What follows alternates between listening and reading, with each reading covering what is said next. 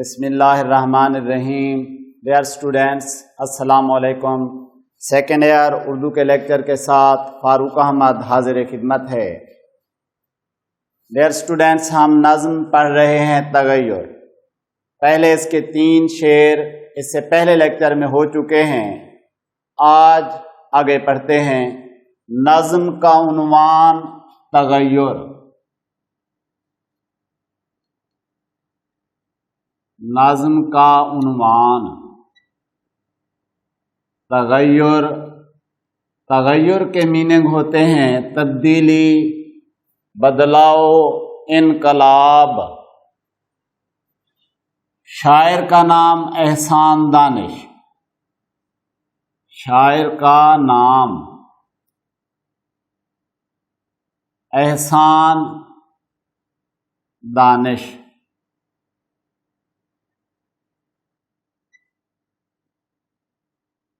مزدور شاعر یعنی مزدور شاعر کے لقب سے مشہور ہوئے، اور یہ نظم ان کی ایک انقلابی نظم ہے جس میں انہوں نے ایک حقیقت کو بیان کیا ہے، اور وہ حقیقت یہ ہے کہ دنیا میں تبدیلی اور بدلاؤ، انقلاب، اس کو دوام حاصل ہے، اور یہ ہمیشہ سے ہو رہا ہے، رہتی دنیا تک ہوتا رہے گا۔ اور جب یہ بدلاؤ نہ ہوا یا یہ تبدیلی نہ ہوئی تب دنیا ختم ہو جائے گی۔ اور اسی کو بیس بنا کر، اسی کو بنیاد بنا کر وہ کہنا یہ چاہتے ہیں کہ جو آدمی جد و جہد کرتا رہتا ہے، کوشش کرتا رہتا ہے، اپنی زندگی میں بدلاؤ لاتا ہے، تبدیلی لاتا ہے، وہی آدمی کامیاب ہوتا ہے۔ تو اس کے لیے انہوں نے مختلف مثالیں مناظر فطرت میں سے، کائنات کی اشیاء میں سے دی ہیں۔ تو آج اس نظم کا چوتھا شعر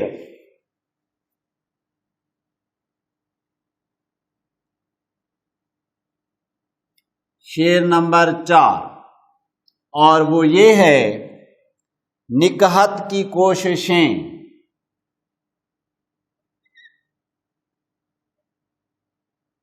نکہت کی کوششیں،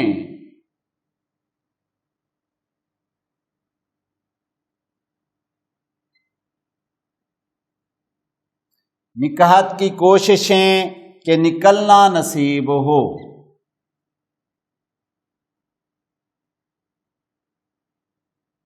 کہ نکلنا نصیب ہو۔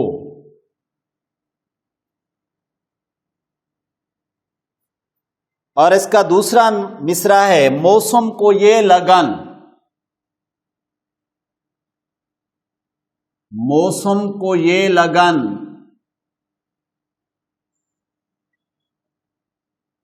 موسم کو یہ لگن کہ بدلنا نصیب ہو۔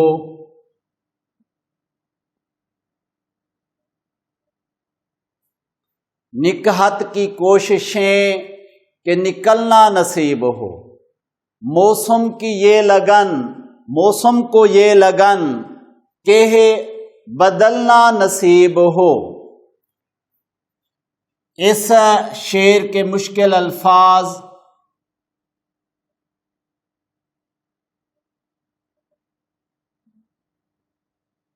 نکہت خوشبو، مہک۔ نکہت یہ کہا جائے گا خوشبو کو، مہک کو۔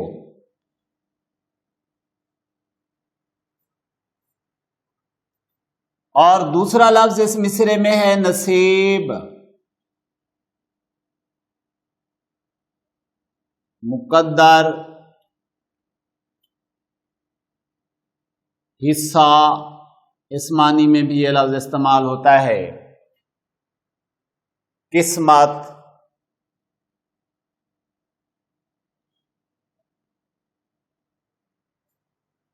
لگن،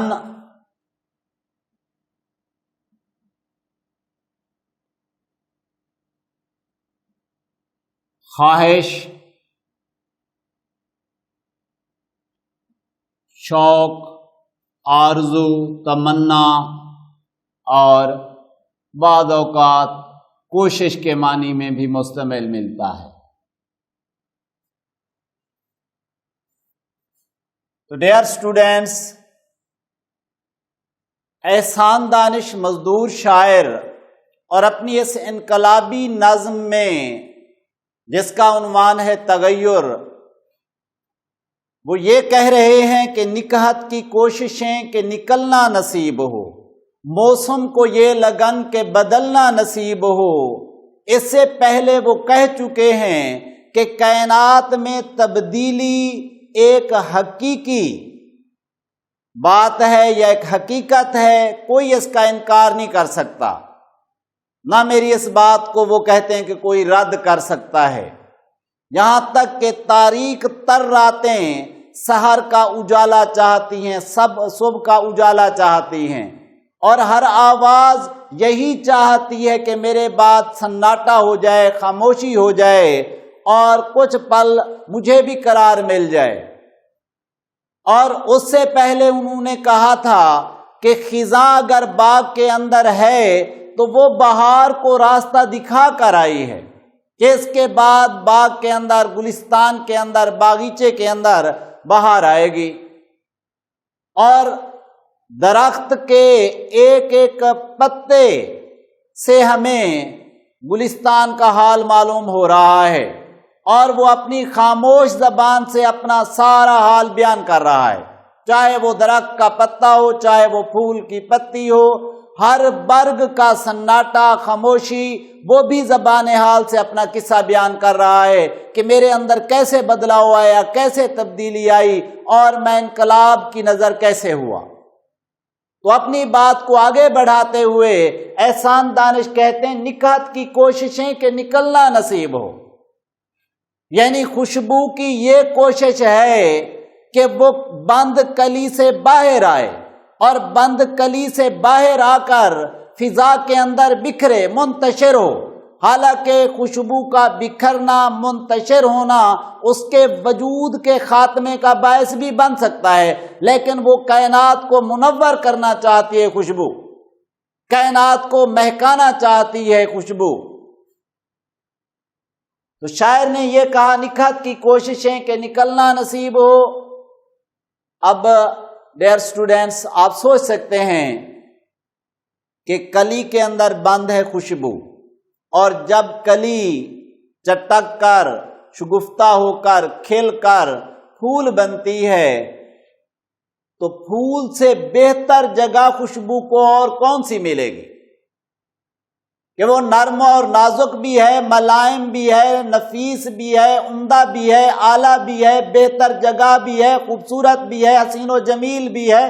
تو خوشبو کو چاہیے کہ وہ اسی مقام پہ رہے، پھول کے اندر رہے، اور اسے پتہ ہے کہ جب میں اس پھول سے باہر جاؤں گی تو بکھر جاؤں گی، منتشر ہو جاؤں گی، اور میرا یہ وجود بھی باقی نہیں رہنا، میں نے فضا کے اندر تحلیل ہو جانا ہے۔ لیکن تبدیلی کی خواہش، تغیر کی خواہش، بدلاؤ کی خواہش اسے پھول سے باہر آنے پر مجبور کرتی ہے، اور وہ اپنے حصے کا کردار ادا کرنا چاہتی ہے کہ میں جتنا اس کائنات کو، اس دنیا کو، اس جہان کو، چمن کی فضا کو، گلستان کی فضا کو مہکا سکتی ہوں، میں مہکاؤں۔ اور آگے کہا موسم کو یہ لگن کہ بدلنا نصیب ہو، موسم کی یہ کوشش ہے کہ بدلاؤ آئے، تبدیلی آئے، وہ ایک جیسا نہ رہے۔ اللہ تبارک و تعالیٰ نے 4 موسم بنا دیے، موسم بہار، موسم خزاں، موسم گرما، موسم سرما۔ اب یہ ایک جیسے کبھی نہیں رہتے، یہاں تک کہ ہم ایک دن کے اندر بھی بدلاؤ دیکھتے ہیں کہ صبح کا وقت ہے تو ٹھنڈا وقت ہے، دوپہر کا وقت ہو گیا تو کچھ گرمی ہونے لگی یا کچھ سردی بڑھنے لگی، ایک عجیب و غریب ماحول سا بنا ہوا ہوتا ہے۔ یعنی صبح سے لے کر شام تک موسم نے ایک جیسا نہیں رہنا، موسم کے اندر بدلاؤ آنا ہے۔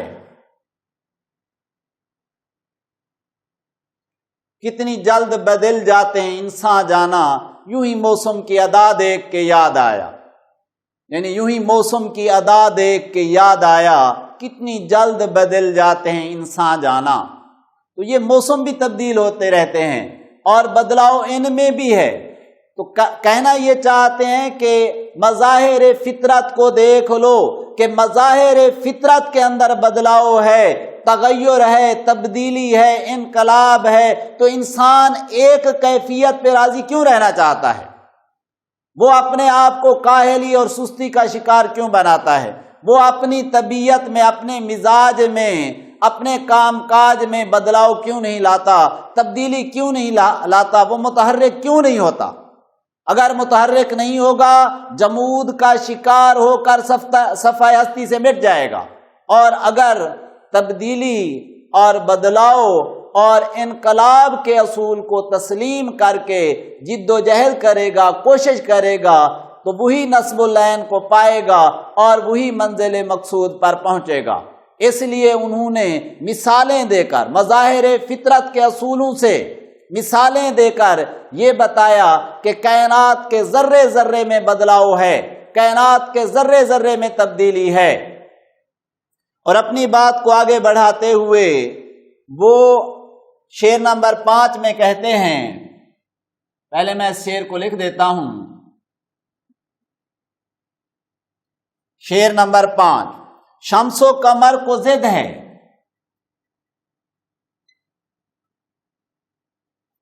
شمس و قمر کو ضد ہے کہ گھر میں سفر رہیں، کہ گھر میں سفر رہیں،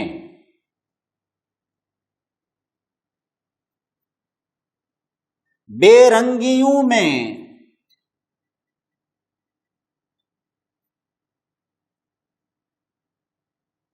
بے رنگیوں میں خالق شام و سحر رہیں، بے رنگیوں میں خالق شام و سحر رہیں۔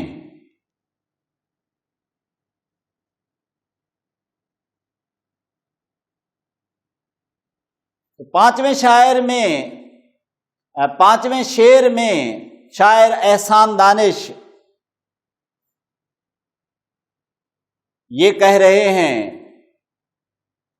شمس و قمر کو ضد ہے کہ گھر میں سفر رہیں۔ اپنے 5ویں شعر کے اندر احسان دانش یہ کہہ رہے ہیں، شمس و قمر کو ضد ہے کہ گھر میں سفر رہیں، بے رنگیوں میں خالق شام و سحر رہیں۔ شمس سورج، قمر چاند، ضد کرنا، اڑنا، تکرار کرنا، اصرار کرنا، گھر میں سفر رہیں، مسلسل سفر میں رہیں۔ گھر میں سفر رہنا، مسلسل سفر میں رہنا، متحرک رہنا۔ بے رنگیوں میں بے رنگی، بے رونقی، جب رونق نہ ہو، چہل پہل نہ ہو، خالق پیدا کرنے والا، بنانے والا، تخلیق کرنے والا، سحر صبح۔ مشکل الفاظ کے معنی میں تحریر کر دیتا ہوں، بتا دیے، اب لکھ بھی دیتا ہوں۔ مشکل الفاظ کے معنی،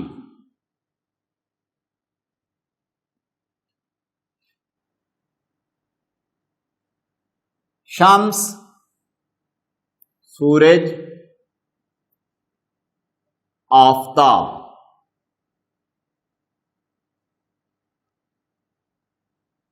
قمر چاند، ماہتاب،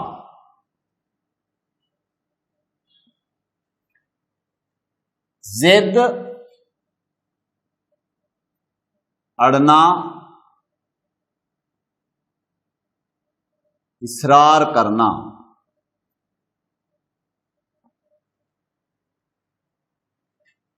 بے رنگی،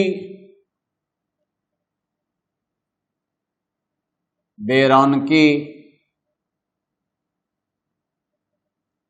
چہل پہل کا نہ ہونا، چہل پہل کا نہ ہونا، خالق بنانے والا، تخلیق کرنے والا،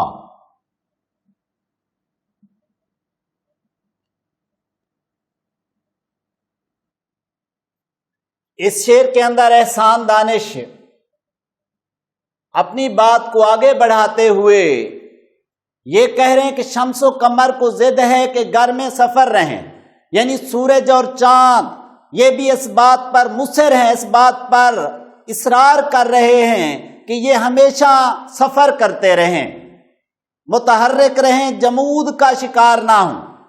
جب سے اللہ تبارک و تعالیٰ نے یہ کائنات بنائی ہے، چاند اور سورج، ستارے، سیارے یہ اپنے اپنے محور کے گرد گردش کر رہے ہیں، اور جس رفتار سے یہ دوڑ رہے ہیں اس رفتار میں کبھی کمی نہیں آئی۔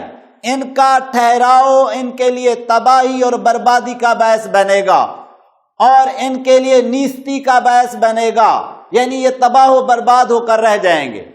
اس لیے ان کا اصرار یہی ہے کہ یہ متحرک رہیں، جمود کا شکار نہ ہوں، یعنی زمینی مظاہر فطرت پر بات کرتے کرتے احسان دانش آسمان کی جانب، فلک کی جانب گئے، اور فلک کی مثال انہوں نے دی کہ آسمان پہ دیکھ لیں، چاند، ستارے، سورج یہ سب اپنے محور کے گرد گردش کر رہے ہیں، یہ متحرک ہیں، یہ ہر لمحہ تغیر اور تبدیلی کی ایک علامت نظر آتے ہیں، ایک نشان نظر آتے ہیں۔ سورج کا طلوع ہونا، پھر اسی کا آگے کی جانب بڑھتے جانا، یہاں تک کہ زوال پذیر ہو کر غروب ہونا، یہ اس بات کا مظہر ہے کہ ان میں تبدیلی ہے، ان میں بدلاؤ ہے۔ اور اگر کوئی یہ چاہے کہ سورج اب عروج پہ ہے، یہیں پہ ٹھہر جائے، اب تو اسے بلندی ملی ہوئی ہے اور دن کے وقت یہ اپنی عظمت منوا رہا ہے، یہ کیوں زوال کی جانب جا رہا ہے، کیوں مغرب کی جانب جا رہا ہے، جہاں جا کر اس نے غروب ہو جانا ہے؟ اس کی یہ عظمت، اس کی یہ بلندی یہ تو ختم ہو کر رہ جائے گی، لیکن تغیر اور انقلاب اسے مغرب کی سمت لے کر جا رہا ہے، تاکہ اگلے دن وہ پھر مشرق سے ایک نئے جذبے اور شوق کے ساتھ طلوع ہو اور پھر ایک نئے دن کا آغاز ہو جائے۔ تو یہ بدلاؤ، یہ تبدیلی مظاہر فطرت میں موجود ہے، چاہے وہ زمین سے متعلق مظاہر فطرت ہوں یا فلک سے متعلق مظاہر فطرت ہوں۔ تو شاعر یہی کہہ رہا ہے کہ جب اللہ تبارک و تعالیٰ کی دنیا میں تغیر کار فرما ہے، انقلاب اور تبدیلی ہمیں ظاہری طور پر نظر آ رہی ہے، تو ایک انسان کو بھی ایک کیفیت پر نہیں بیٹھنا چاہیے، بلکہ جد و جہد کرنی چاہیے، کوشش کرنی چاہیے اور کامیابی کی جانب گامزن رہنا چاہیے۔ آگے چل کر لکھتے ہیں، بے رنگیوں میں خالق شام و سحر رہیں، یعنی یہ سورج اور چاند جو صبح اور شام کے خالق مانے جاتے ہیں، کہ سورج آتا ہے تو صبح ہو جاتی ہے اور چاند آتا ہے تو شام ہو جاتی ہے، لیکن یہ پھر بھی محو سفر رہتے ہیں کہ چاہے کچھ بھی ہو، چاہے وہ بے رونقی میں چلے جائیں، یعنی سورج غروب کی جانب گیا، اس کی رونق ختم ہوئی، لیکن اس نے اپنے سفر کو روکا نہیں اگلے دن کے لیے۔ چاند سفر کرتا رہا، اس نے اپنے آپ کو روکا نہیں اگلی رات کے لیے کہ پھر آ کر آسمان پر نمودار ہو جاؤں گا اور ستاروں کے جھرمٹ میں چمکتا دمکتا ایک بہت بڑا ستارہ نظر آؤں گا۔ تو اس کو پانے کے لیے وہ متحرک رہے، جمود کا شکار نہیں ہوئے۔ اور مظاہر فطرت سے متعلق یہ کہ سائنسدانوں نے یا ماہر فلکیات نے یہی کہا ہے کہ اگر یہ چاند، ستارے، سورج، سیارے یہ سارے اپنے محور کے گرد گردش نہ کریں، کہیں کسی ایک ستارے میں ٹھہراؤ آ جائے تو کائنات کا نظام درہم برہم ہو جائے گا اور یہ کائنات تباہی اور بربادی کی جانب جائے گی۔ تو شاعر نے اپنی بات میں وزن پیدا کرنے کے لیے یہ بات دوہرا دی کہ دیکھیں جی صرف زمین پر تبدیلی نہیں ہے کہ موسم نہیں آ جا رہے، یہ زمین پہ ہیں، صرف یہ نہیں کہ رات دن نہیں بدل رہے، بلکہ یہ دیکھو فلک پر دیکھ لو، فلک پر بھی تمہیں یہ نظر آئے گا کہ چاند، ستارے، سورج یہ سب اپنے محور کے گرد گردش کر رہے ہیں، متحرک ہیں، گرم سفر ہیں، ان میں ٹھہراؤ نہیں ہے، ان میں جمود نہیں ہے، اور یہی تحریک، یہی حرکت، یہ گرم سفر رہنا زندگی کی علامت ہے۔ تو ڈیئر اسٹوڈینٹس، آج کا لیکچر میں یہیں پر ختم کرتا ہوں، انشاءاللہ تعالی اگلے لیکچر کے ساتھ پھر حاضر ہوں گا۔ اللہ حافظ، شکریہ۔